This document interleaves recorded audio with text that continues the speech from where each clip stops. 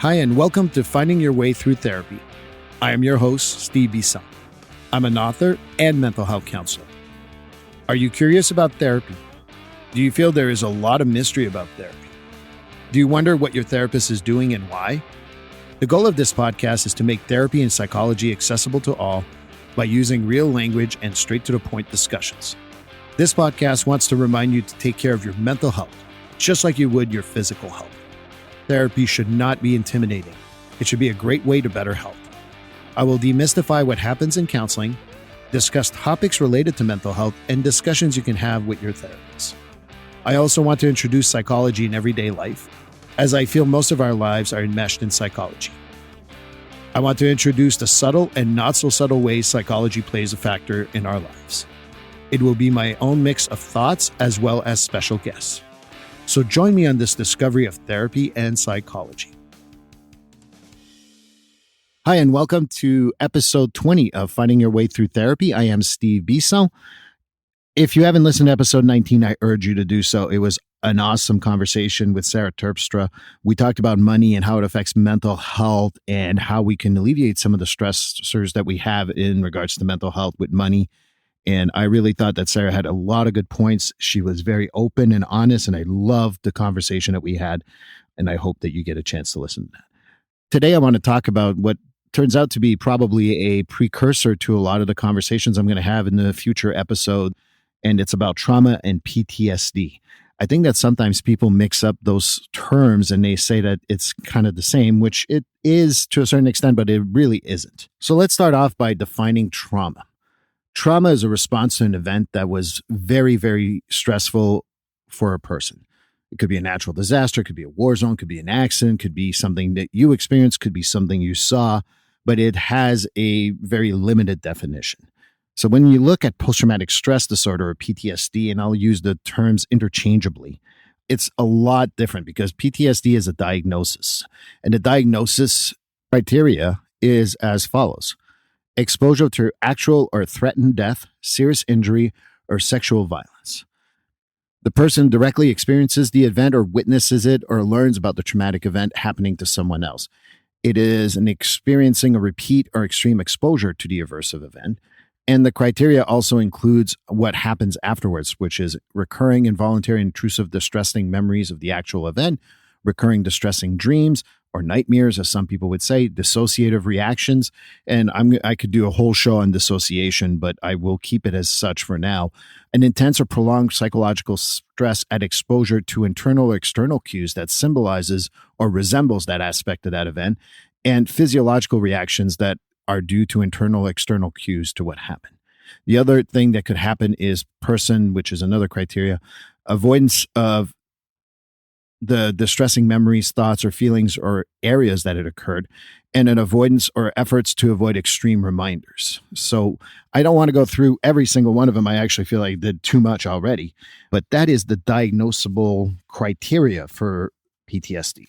So my argument has always been that we can all have trauma. And I think that when we talk about trauma, we've all had a distressing event. I mean, if you've been in this community for a long enough time, you've had a community event, whether it is a pandemic, whether it is 9/11, whether it's, and I'm going to go closer to home, the Boston Marathon bombings, for example. Those are all distressing events that affected a lot of people. And was it traumatic for some? Absolutely. Was it PTSD for all? Absolutely not. So making the distinction is that PTSD has trauma, but not every trauma turns into PTSD, which is a good way to think about it. And I hope that makes sure. I think that when you become you have intrusive thoughts in regards to these events, whether it's a community event, as I talked about, or something that happens to you. And I think that could be anything that you feel traumatic, the loss of a loved one, some sort of assault, whether physical, emotional, or sexual assault, which to me, they're all happening and that could occur and causes trauma in you. That's what I think that we need to start thinking about, is that trauma can happen to all of us, but not all of us will develop the PTSD from it. So we talked a little bit in the diagnosing criteria about what intrusive is, but sometimes what I like to think about is that if you've had a significant trauma and it's hard for you to get out of your house, for example, because you're thinking about the trauma, or you're not able to look at stimuli that are similar to it, or more importantly, avoidance of areas where the trauma occurred. I think that that's a lot of the stuff that people will find that PTSD becomes an issue. And remember, PTSD is not diagnosable right away. I mean, someone can have acute stress disorder, which is the first 3 to 6 months. I can't remember exactly. I don't have the criteria in front of me. But after 6 months, it becomes post-traumatic stress disorder. So thinking about it on a long-term versus a short-term for trauma and PTSD can be very beneficial. And one of the things that I kind of remind myself, I have a colleague of mine who we read a book and was really good. And it talked about how the original trauma that we all had is our separation from our mom, our primary caregiver. So that's where I kind of argue that we've all been through some sort of trauma. And that is where I get that idea from. The other important point is to understand that trauma may not cause PTSD right away, but it can in the long term. So one of the symbolism that I tend to talk about with my clients is that sometimes it's not the first trauma that you have in your work environment. It's the 27th one that causes you to remember all 26 before that. That doesn't mean you didn't process them. That doesn't mean anything else but that because of the cumulative effect of having a job where there's significant trauma, I'm thinking particularly first responders, medical staff, correctional staff, and I'm sure that it happens in other jobs. I obviously don't want to discriminate in that way. But I really believe that that's what happens, is that it's sometimes not the first one. Some people do get it on the first one, which is fine, and we need to treat that and we can address that. Sometimes it's at the 27th one, which makes it a little more complex and difficult to reprocess all the past in order to get better, which brings me to one of my biggest pet peeves in the field. So a lot of people talk about complex PTSD. And I love the idea of it, and I do understand where it's coming from. And I think that one day, maybe perhaps it will be in the DSM-5 criteria book. That doesn't mean it doesn't exist, obviously. But I also think that we got to be cautious when we talk about that. And what I mean by that is it's not a diagnosis yet. Like I said, it will probably be one day. But right now it's not. And we need to be able to not throw different things at people which were not peer reviewed, has not been approved. Again, reminding everyone that I don't think it will not be approved eventually. But we need to be able to look at what we have versus what we're creating. And so with complex PTSD, we need to realize that, to me anyway, all trauma is complex. I mean, I don't know of any trauma that is not complex. So I don't know what's going to happen in the long term. And I'm not trying to make the APA or anybody else like go say no complex PTSD. And I'm certainly not pointing my finger to anyone who uses complex PTSD as a criteria or as treatment for other people. I just say be cautious of what does not exist yet, and make sure that once we figure out what the diagnosis is and how we actually look at it, is it really complex PTSD? Is it PTSD? What is the difference? And I'm looking forward to that empirical data. And I want to finally finish with something that has come up with many of my clients before. We sometimes don't realize that trauma for one is not trauma for another.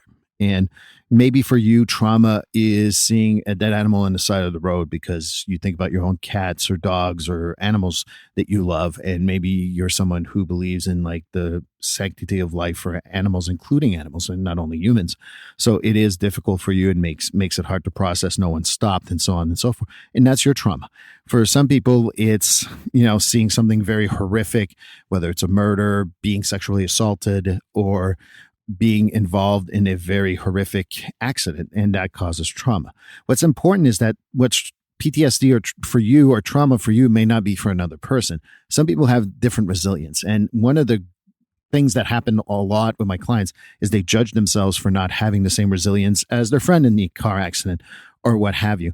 No, we're all different and we all process things differently. You may be processing things differently because you've had other traumas that remind you of what just happened. Maybe you also never had any trauma, so you don't know how to deal with it. Maybe the other person has gone to therapy. Maybe the other person has learned how to cope with these difficulties because of a difficult childhood, what have you. Bottom line is that let's not judge who has the worst trauma and who has the best trauma, because trauma is trauma. And I think that we need to start looking at ourselves when we look at the reaction of others and how they do with trauma. Just like I hear sometimes and really get upset when I hear from people, whether it's my medical profession, whether it's the first responders, correctional staff, I've heard before. Well, didn't you sign up for this? Whether no one signs up for trauma. No one signs up for that stuff. It happens, unfortunately, with those jobs more often than not. But at the end of the day, no one signed up to see trauma, and we need to treat it and be open on the treatment of it, and not tell people that that's what they asked for, so to speak, which is very, very judgmental in my opinion.